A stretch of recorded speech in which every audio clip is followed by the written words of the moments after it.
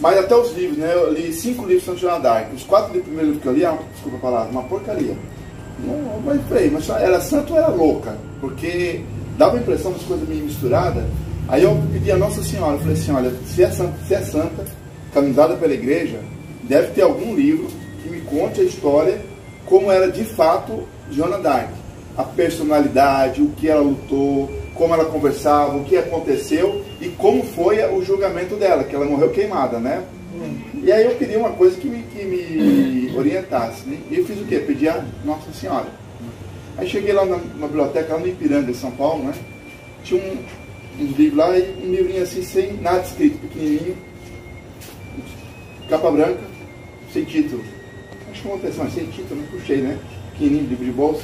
Quando eu abri assim, em espanhol, Santa Joana d'Arc, falei, vale, tá em espanhol. Vamos ver. Aí comecei, aí vi que conseguia ler espanhol, fui embora. Li o livro todinho, né? Santa Joana d'Arc. Lógico que eu não vou contar toda a história aqui, que é muito longo, só vou dar uma pincelada aqui, para vocês entenderem um pouco a história dela, né? Ela, de menina, ela foi visitada por São Miguel Arcanjo, mais 2 santas, cujo nome não me lembro agora, e disseram para ela menina ainda, né? Olha, sua missão é salvar a França. A França estava sendo invadida pelos ingleses, né? E existia um problema teológico na época, o seguinte: a Inglaterra ainda era católica, e a França também. Então, afinal de contas, por que Deus iria ajudar a França ou a Inglaterra, se o Deus era o mesmo? Está entendendo? Então, tanto de um lado dizia que Deus estava ajudando a França, como de outro lado dizia que Deus estava ajudando a Inglaterra. E aí chega São Miguel Arcanjo, que é inclusive um dos padroeiros da França, né? Que ele apareceu na França, no Monte São Michel, e disse para Joana d'Arc: olha, a França pertence aos franceses, você vai libertar a França. Mas ela era muito novinha, né? Tinha faixa de 8 a 10 anos. E aí teve mais algumas aparições e tal. Ela chegou em casa, disse para o pai, né? Pai, e ela era camponesa de cuidar de ovelhas, pastorinha, igual os pastorinhos de Fátima, né? Ela cuidava de ovelha. Chegou em casa, toda contente, né? Para o pai e para a mãe, né? Na hora do jantar, né? Olha, me apareceu São Miguel, mais 2 santas do céu, e disse que eu vou salvar a França. Vou montar no cavalo e vou... Ah, meu filho, o pai, quando escutou isso, te ajeitou no seu lugar de mulher. Você é uma camponesa e é uma dama, e deu uma peia nela, mandou uma coisa muito peia. Naquela época o pessoal em francês era bem inculento mesmo, né? Aí pronto, ficou. Aí depois ela foi falar com o padre, foi se confessar, o padre ficou meio estranho, mas daí ela não sabia o que fazer na igreja, né? Porque, poxa, nem o padre aqui acreditar nela, porque ela tava, podia ser feitiçaria, coisa e tal. Aí ela se ajoelhou na igreja, tinha uma imagem de Nossa Senhora, e aí ela pediu ajuda a Nossa Senhora, né? Eu estou ficando louca, eu tenho... o que de fato acontece? E aí a imagem de Nossa Senhora tomou vida e deu um sorriso para ela, né? E com esse sorriso confirmou ela: assim, você, mais para frente, você irá salvar a França. Aí ela ficou, mas guarde por enquanto. Então guardou com ela por enquanto, né? Quando ela estava perto de 18 anos, que ela foi falar com o pai dela novamente, que São Miguel disse: olha, chegou a hora, você tem que sair daqui e ir falar com o rei. Ela disse, e o rei da França ainda não era rei, ele era chamado Delfim, que ele era um príncipe, mas não tinha sido coroado rei, porque a catedral a qual os reis são coroados estava dominado pela Inglaterra, e só podia ser coroado lá, né? Por que só podia ser coroado lá? E aí vem uma coisa muito interessante, né? O primeiro rei da França, chamado Clovis, casado com Santa Clotilde, né? Não vou contar toda a história porque é muito longa. Quando ele se converteu, ele foi fizeram essa igreja, que na época não era tão bonito como na época de Santa Joana d'Arc, né? A igreja de Reims, se não me engano, o nome é Reims, é um nome muito difícil de falar. E na hora dele ser sagrado rei, ele já era rei dos francos, mas quando ele se converteu, então ele entrou nessa igreja, se confessou e foi ser batizado, crismado, confessado, de primeira comunhão, e aí então ele ia receber do bispo a coroa, o primeiro rei a ser coroado por um bispo na história da humanidade, né? E aí quando o bispo foi ungir a fronte dele para o crisma, né? Entrou pela janela uma pomba branca, e no bico trazia um frascozinho, e aí colocou sobre o altar esse frascozinho com óleo, que é igual o óleo da crisma. O bispo entendeu que era para ungir o rei Clovis com aquele óleo, e aí então ele pegou aquele óleo, fez a crisma e ungiu o rei Clovis como rei dos francos, né? Quando o rei Clovis saiu dessa igreja todo contente, falou: meu pai, aqui já é o céu, porque a alma dele estava cheia de graça de Deus, entusiasmado e tal. Aí ele viu uns doentes, né? Aí os doentes pedindo, como todo lugar, né? Pedindo esmola, né? Para o rei ainda, né? Aí ele se lembrou daquela frase de São Pedro, né? Não tenho ouro nem prata, mas o que eu tenho, eu lhe dou. Ele lembrou disso aí. Ele falou assim, bom, São Pedro recebeu o batismo, recebeu o Pentecostes, o Espírito Santo. Quando saiu fazendo milagre, né? Pensou assim o rei Clóvis, né? Aí ele olhou para aquele aleijado ali, de lepra, né? E falou assim, que o rei lhe toque e Deus lhe cure. Pegou na mão do leproso, que naquela época ninguém tocava, né? Quando ele pegou na mão do leproso e falou isso, o leproso ficou, ó, bom. E aí veio um costume, né? Até chegar a Luís XVI, que toda vez que um rei era nomeado rei, eles colocavam a gente chama de cama, mas é aquelas macas com doentes, né? E aí depois que ele é coroado rei, com aquele mesmo óleo de Clóvis, o óleo nunca acabava, um frascozinho, sempre usava e nunca acabava. Aí ele fazia, o bispo fazia, ele saía da igreja, ele começava a tocar em todo mundo, e todo mundo saía curado, com o toque do rei.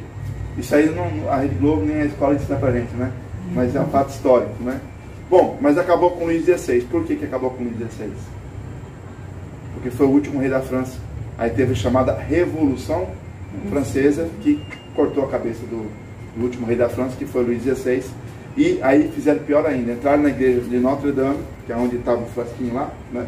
E os revolucionários da Revolução Francesa pegaram esse frasco, trazido para Clóvis, séculos atrás, e quebraram o frasco. Tentaram recolher, mas ninguém sabe se aquele óleo que foi recolhido é o mesmo ou não. Existe uma discussão sobre o assunto. Você vê a maldade humana, né? Deus manda um óleo milagroso e a maldade humana, o cabo chega lá, pega e joga no chão e quebra, né? Por quê? Porque era ungido os reis com aquele óleo. Era a maldade como é, né? Bom, o fato que, então ficou famoso, os reis tinham que ser coroados lá. Mas também a Inglaterra. E aí, Joana d'Arc, o pai dela não queria deixar de jeito nenhum, né? Ela pega um cavalo e vai falar com o senhor feudal, era a idade média, quase a idade média, né? E aí o senhor feudal fica meio assim com ela, não sabe se acredita ou não. E ele disse, o senhor precisa me levar. São Miguel disse que o senhor que vai me levar. Na hora ele não quis acreditar, mas ele olhou, quando ele olhou bem nos olhos de Santa Joana d'Arc, ele falou assim, eu vou levar ela. Aí tinha um outro que falou assim, mas o senhor está ficando louco? Se o senhor levar essa moça lá, e foi uma moça meio perturbada e tal, não, mas os olhos dela me dizem que existe uma profecia que diz que uma donzela quer dizer virgem, né? Uma virgem salvará a França. Eu senti no meu coração que essa é a mulher. Aí depois teve um outro soldado também, um cavaleiro, né, desse senhor, que ele ficou tão encantado com a santidade de Joana d'Arc, que ele desembainhou a espada e falou assim, minha espada é vossa. Eu não sei se você está certo ou não, mas aonde você for, eu vou lhe acompanhar, eu vou lhe proteger. E aí foi o senhor e o cavaleiro até o Palácio do Rei. Chegou lá no Palácio do Rei, estava o quê? Tendo festa, né? E aí chegaram para o rei e falou assim, ó, tem uma moça aí que diz que é enviada por Deus e quer falar com o senhor. Aí o rei olhou assim e falou assim, o rei ainda não era rei, né? Era príncipe. De novo, já tinha aparecido outros no meio do caminho, né? Ela disse que é enviada por Deus, vamos fazer um teste. Está todo mundo dentro do salão, tem um monte de gente. Traz aqui o bobo da corte. Todo mundo sabe que é o bobo da corte, né? Que tem aqueles negócios, né? Pendurado. Tirou aquilo ali, botou um negócio nele, vestiu ele de príncipe e colocou no trono do príncipe. E o príncipe ficou atrás de todo mundo, assim, tinha umas colunas como essa daqui. Ele ficou atrás de uma coluna, assim, observando. Aí chamaram ela. Naquela época não é como hoje, né? Tem Instagram, não sei o que dá pra saber quem é quem, né? Então tinha que ser no olho, ela não conhecia. Aí ela entrou, tava lá o falso rei, né? Ela chegou, quando ela chegou para beijar a mão do falso rei, ela olhou para ele e falou assim, o senhor não é o Delfim. Aí todos os cavaleiros que estavam em volta, né? Fizeram ele no teatro com ela, assim, malvado. Ele malvado, né? Como você ousa falar que não é o Delfim, não sei o que e tal, para pressionar ela, né? Não pode falar e tal. Aí ela se levantou e falou assim, ele não é o Delfim. E se ele não é o Delfim, quem é então? Aí ela começou a olhar para todo mundo assim, e ele se escondeu atrás da coluna. Aí ela foi andando para a coluna que ele estava. Chegou na coluna, né, que é a coluna grossa, ela deu a volta, olhou para ele, se ajoelhou e beijou a mão dele e falou assim, meu querido Delfim, tem uma mensagem de Deus para o senhor. Aí todo mundo ficou espantado, né? Mesmo assim ainda teve gente que falou assim, não, isso aí foi alguém que ela já sabia quem era, isso aqui deve ter uma outra explicação, não pode ser. Aí ele também ficou meio na dúvida, aí ela falou no ouvido dele assim, vamos para um lugar sigiloso, que eu vou lhe contar aquilo que está na sua consciência, que só o Senhor e Deus sabem. O Senhor vai acreditar em mim? Se você fizer isso, eu acredito. Aí ele mandou todo mundo se afastar, foi numa sala, e o pessoal ficou com medo que ela tivesse alguma facazinha escondida e tentasse matar o Delfim. Podia ser uma espiã da Inglaterra também, né? E aí o Delfim falou, não, se preocupe não, deixa que eu dou um jeito. Fechou as portas. Daqui a pouco ele saiu e falou assim, é ela o quê? Ela é a donzela prometida por Deus. Pronto, né? Aí começou a história de Santa daquela, começou a conquistar os castelos, mas agora vem uma parte interessante que eu queria chegar. Bom, o exército do rei estava lá na frente de batalha contra um exército inglês. Naquela época eles ficavam de frente, tinha um castelo que era dominado pelos ingleses, né? E aí Santo João d'Arc chegou com alguns soldados mandados por quem? Pelo rei. Com uma carta do rei para os generais do rei da França, né? Olha, vocês vão ter que obedecer agora essa menina. Mas nem aqueles soldados acostumados à batalha, já nasceu, né? Ela é plebeia, camponesa.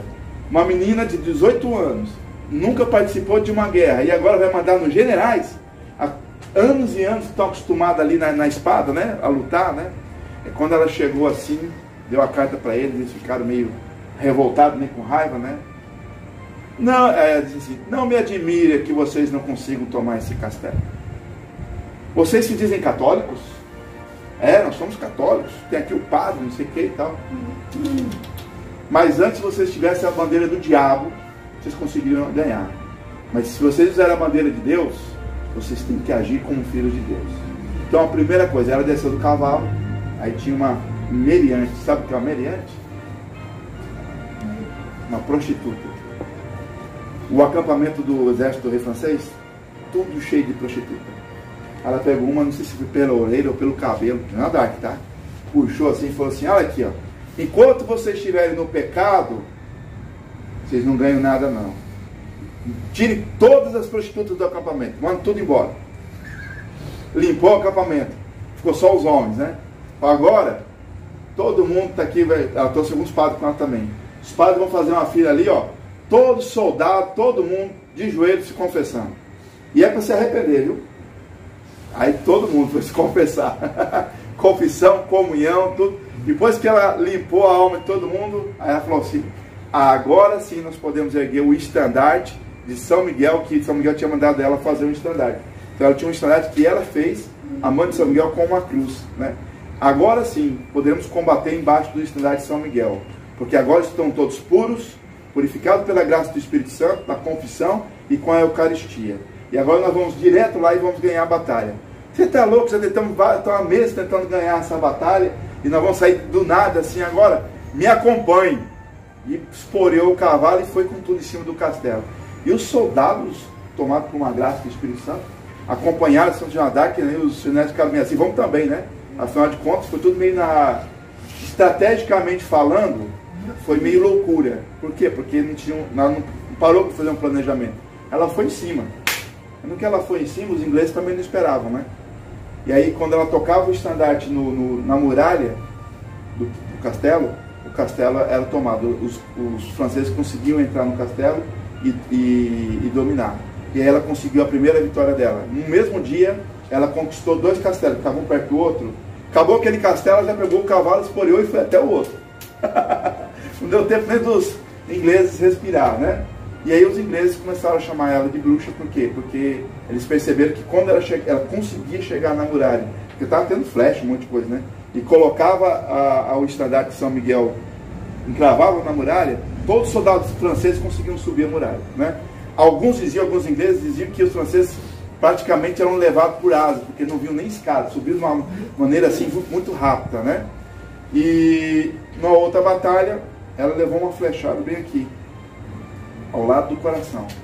Mas ela disse para aqueles, lembra aquele soldado que eu falei, que sempre ia acompanhar ela? Ela disse assim, olha, nessa batalha, São Miguel me disse que eu vou ser ferida, e vai ser bem do lado do coração. A dor vai ser muito grande, eu vou cair do cavalo. Mas não parem a batalha, pegue o meu estandarte e coloque na muralha. Assim que o estandarte de São Miguel for colocado na muralha, nós venceremos a batalha. Mas eu não morrerei, fique tranquilo. Mas a hora que viram o soldado lá em cima, o inglês, bateu a flecha assim, atravessou do outro lado, né? E bem do lado do coração, e ela caiu, lógico. Como ela tinha dito, né? Aí todo mundo falou, e eles lá, vencemos, matamos a bruxa. E o pessoal, Joana d'Arc foi ferida. Aí começaram a recuar. Aí levaram ela primeiro, né? Aí quebraram aqui, quebraram a ponta, tiraram a flecha. E ela começou a rezar de joelhos. E aí o pessoal, como é que tá a batalha? Aí o amigo dela falou, olha, estão todos recuando. O quê? Me dá aqui o estandarte. Pô, subiu em cima do cavalo, com aquilo sangrando e tudo. Foi lá, aí quando todo mundo viu ela sangrando e encostou de novo o estandarte, mais uma vitória. Aí chegou na Inglaterra, que a mulher era bruxa mesmo, né? Ninguém matava ela, né? Imortal, né? Aí ficaram com muita raiva. E aí falaram, mas por que Deus está ajudando? A discussão era essa, por que Deus está ajudando a França e não está ajudando os ingleses? Ela disse, olha, eu não sei. Eu sei que São Miguel me revelou que as terras que eu vou tomar são de direito da França. Isso é a única coisa que eu posso dizer para vocês. E aí começou, só que depois houve uma armação. Desculpa, esqueci um detalhe. Quando tomou onde tinha aquela igreja de Reims, ela conquistou, aí ela levou o Delfim, né? Aí ela, Santa Joana d'Arc, entrou com a coroa, a dama de honra, deu a coroa, a almofada, né? O bispo pegou a coroa, coroou o Delfim como rei da França e ungiu ele, né? Só que daí, quando saiu na porta da igreja, em vez de falar assim, viva o rei, viva o rei, viva o rei, o que o povo falou? Viva Joana, viva Joana! E beijava os pés de Santa Joana d'Arc. E aquilo deu um nozinho no rei. E a fama de Santa Joana d'Arc ficou muito forte. E aí o rei falou, o pessoal, os conselheiros, né? Os conselheiros disseram, olha, ela está muito forte, tá? Melhor que já ganhamos bastante coisa, é melhor você parar por enquanto e dar um jeito de sumir com o Joana d'Arc. Mandou ela para casa dos pais dela, mas ela não ficou muito tempo. Aí foi para uma outra batalha onde já estava combinado, o exército francês, que era ligado ao rei, recuou, os que eram fiéis a ela morreram e ela foi aprisionada. E aí fizeram o que eles chamam de falsa inquisição. Um bispo tinha perdido o castelo, ele quebrou as regras da Inquisição, não vou contar o detalhe, porque isso é muito longo, mas ele quebrou todas as regras da Inquisição para poder condená-la, né? Muito parecido com uma pessoa que faz hoje aqui no Brasil. Prende sem aquele, como é que fala, devido processo legal. Não tem devido processo legal? Isso vem desde a época dos romanos, para você prender alguém, né? Outro dia eu estava na igreja, tem aquela carta de São Paulo, e São Paulo falou, não, eu tenho que ser julgado pelos romanos, porque eu sou de direito romano. Aí foi lá, chamou ele. Então é uma coisa antiga, mas quando o inimigo está muito zangado, ele quebra o processo, né? Mais ou menos o que está acontecendo no Brasil, né? Então, o devido processo legal não foi obedecido com Santa Joana d'Arc. E aí o resultado, que amarraram ela e queimaram ela viva. Por quê? Porque a Inquisição que fizeram não seguiu o devido processo legal. Todas as regras foram quebradas, inclusive a última. Sabe qual é a última regra? É quando a pessoa que foi condenada, por qualquer motivo daquela época, né, dissesse assim, eu quero falar com o Papa, quero ser julgada pelo Papa. Quando a pessoa falava isso, podia ser qualquer um, bandido ou não, herege ou não, ninguém mais podia tocar. Tinha que ser levado para onde? Para Roma, para o Papa julgar, né? Várias pessoas foram levadas para o Papa julgar. Sabe quantos o Papa julgou? Nenhuma. E aí é que veio o apelido Papa. Não se chamava-se Papa, chamava-se Sumo Pontífice, né? Esse é o título do Papa. E tem acho que 7 títulos. O primeiro é Sumo Pontífice. Os outros eu não lembro. Sabe qual que é o último, o 7º título dele? Não. Servo Servorum Dei. Sabe o que significa? Não? Servo Servorum Dei. Servo dos servos de Deus. Esse é um dos títulos do Papa. O primeiro é Pontífice, que está na ponta que liga os homens a Deus, né? Devido à promessa de Jesus a São Pedro. Tudo que ligares na terra, se ligado no céu, né? Bom, então, aí o povo que pedia na Inquisição, né? Pedia, eu quero ser julgado pelo Papa, era levado para o Papa, não era Pontífice, né? Chegava lá, o Papa mandava arrumar uma casinha para ele lá no Vaticano, ou naquela época era maior, né? Roma, né? E deixa ele quieto lá, podia ser judeu, herege, o que fosse. Botava lá e pagava naquela época não tinha Auxílio Brasil, mas o Papa dava um auxílio de bolsa para poder se sustentar até arranjar um emprego e tal, etc, né? E aí que é interessante, ó. É aí que surgiu o nome de Papa, porque Papa em italiano significa papai. Papa, em italiano, quando o italiano chama o pai dele, fala papa, vem aqui, papa, quer dizer papai, né? E aí o pessoal falou assim, mas esse homem não é pontífice, esse homem é um paizão, todo mundo que vem aqui ele perdoa, ninguém é julgado. E aí veio o nome de um grande pai, e o grande pai, em italiano, Papa.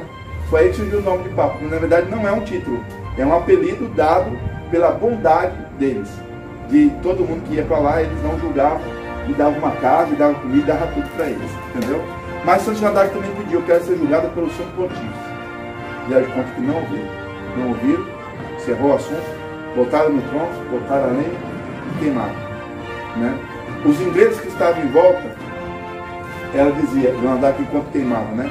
As vozes não mentiram, as vozes não mentiram. O que eram as vozes? Era São Miguel, mais duas santas, Santa Catarina e outra santa, que conversavam com ela e que disse que ela iria salvar a França. E quando ela estava morrendo queimada, ela dizia, as vozes não mentiram. Por quê? Porque Deus estava dando uma visão para ela, que tudo que ela fez não tinha sido em vão. E que o exemplo dela ia ficar para as futuras gerações. Então eles pensavam que queimando Santa Joana d'Arc tinha resolvido o problema, agora é que começava. Porque é como Jesus, morreu na cruz, agora o homem morreu na cruz, acabou o problema. Não, aí que a igreja nasceu. Santa Joana d'Arc foi morta na cruz, aí agora é que viria mesmo a vitória da França, né? E daí que os franceses iam querer lutar mais ainda pela sua França. E até hoje, Santa Joana d'Arc é lembrado como uma santa guerreira, né? A mulher que naquela época, que a mulher só cuidava mesmo da de casa, vestiu a armadura, espada, pegou o estandarte que São Miguel mandou fazer e comandou a cavalaria, mesmo sendo uma camponesa, né? Comandou os nomes do rei e chegou à vitória. Por quê? Porque ela confiou na promessa de São Miguel, quando Nossa Senhora deu aquele sorriso para ela quando criança. Minha filha, se acalma, não tenhas medo, né? Eu estou convosco. A gente pode dizer hoje para nós que a mesma coisa acontece quando a gente recebe a imagem de Nossa Senhora de Fátima. Nossa Senhora nos dá um doce sorriso dizendo, meus filhos, não tenhas medo. Hoje o mundo está muito parecido, né? Hoje nós estamos aí com uma injustiça no mundo inteiro, principalmente no Brasil, uma crise complicada, né? De todo sentido diplomático e tal, crise de fé, estamos em uma grande crise de fé, né? Quando eu era criança, o Brasil, quando eu era criança não faz muito tempo, foi agora, né? 30 anos atrás, né? O Brasil era 89% católico, né? E hoje está quanto? Alguém sabe? 42%. Né? Aqui no Ceará a gente não percebe tanto, mas se vocês forem para a minha terra, Londrina, Paraná e tal, o protestantismo entra muito forte. Mas por quê? Porque não é tanto porque os pastores querem, tem muito pastor e tal. É porque dentro da igreja católica está faltando pastor de verdade. Né? Em alguns lugares, aqueles que deveriam ser o sal da terra e a luz do mundo, não estão sendo. Estão dando um mau exemplo, inclusive. E aí as pessoas, em vez de ver a igreja católica como fundada por Jesus Cristo, que é a cabeça, olha para o exemplo daquele que está lá, entendeu?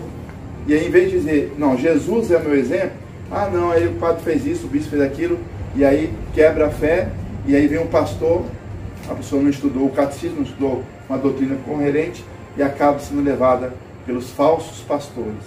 Essa é a grande crise, é no mundo inteiro, né? Mas Nossa Senhora deu uma promessa de vitória no céu de Fátima. Quando apareceu a 13 de maio até 13 de outubro, ela disse, não tenhais medo, para Lúcia, Jacinto e Francisco, né? Meu imaculado coração será o vosso refúgio. E no final das profecias dela, ela confirmou ainda, por fim, meu imaculado coração triunfará. Então, mesmo que o mundo pareça perdido, mesmo que venha a guerra, venha a fome, a peste, a miséria e a injustiça, os dos ímpios parece que vão prevalecer, a gente tem que fazer igual Santa Joana d'Arc quando estava queimando. Nossa Senhora não mentiu, as vozes não mentiram. Haverá o grande triunfo de Deus através do Imaculado Coração de Maria. O que cabe a nós? Fazer igual Santa Joana d'Arc, confiar até o fim. E mesmo que eu seja queimado, vivo, eu vou dizer, por fim, o Imaculado Coração de Maria triunfará. Jesus Cristo reina e impera, e a Ele eu devo a vitória, né? E vamos lutar por Ele. E o último detalhe interessante para encerrar aqui a história de Santa Joana d'Arc é que depois que foi queimado, né, foram lá limpar as cinzas, e no meio das cinzas tinha o coração de Santa Joana d'Arc. Sabe como? Pulsando. Só o coração. Imaginou isso no meio das brasas? Aí o soldado pegou e mostrou para o bispo e para os nobres que estavam aqui da Inglaterra, o coração de Joana d'Arc pulsando, para mostrar, olha como ela era santa, o milagre que Deus fez. Sabe o que o bispo mandou fazer? Jogar no rio. Jogaram no rio. Para não ter provas da santidade de Joana d'Arc. Olha a maldade, né? E agora a Joana d'Arc falou para esse bispo, né? Olha, o senhor tem duas opções. Se converter, pedir perdão a Deus e ser perdoado desse pecado que o senhor está cometendo, e ter me prendido, ou se o senhor me condenar, o senhor estará se condenando ao inferno. O bicho ficou todo arrepiado, né? Está me condenando? Eu não. O senhor é que vai se condenar, porque o senhor está fazendo uma coisa injusta, e o senhor vai ser julgado por Deus por toda essa injustiça que o senhor está fazendo. Impressionante, né? Porque ele era o juiz também, né? Ele era bispo e juiz, né? Então o juiz vai ser julgado também pelo juiz que é nosso Senhor Jesus Cristo, né? E desse ninguém escapa, né? Se não julgou devidamente, vai ser cobrado, né? Então, para nós também, né? Estamos pedindo a cada um de nós.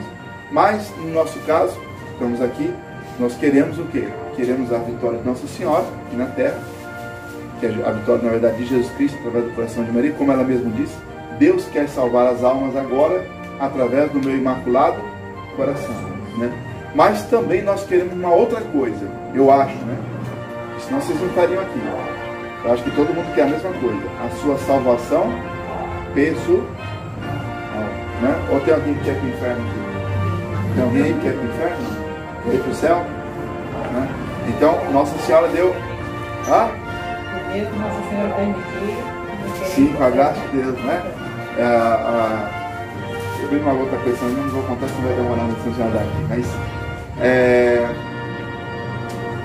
como é que Nossa Senhora de Fátima nos deu vamos dizer assim, um remédio para a gente conseguir ir para o céu, né?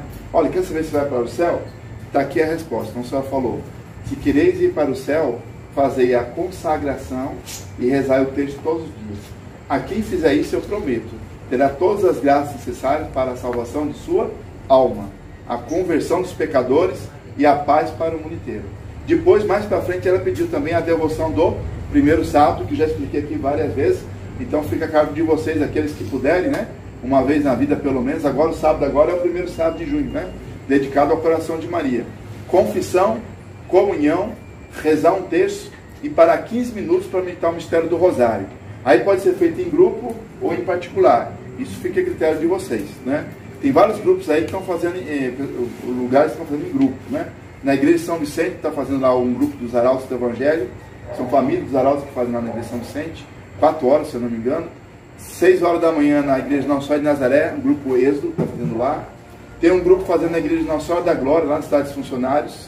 Também é bem de manhãzinha, de 6 até as 10 da manhã, né? E tem um grupo que eu conheci agora, uma comunidade que é uma casa, que é uma comunidade que foi feita só para isso.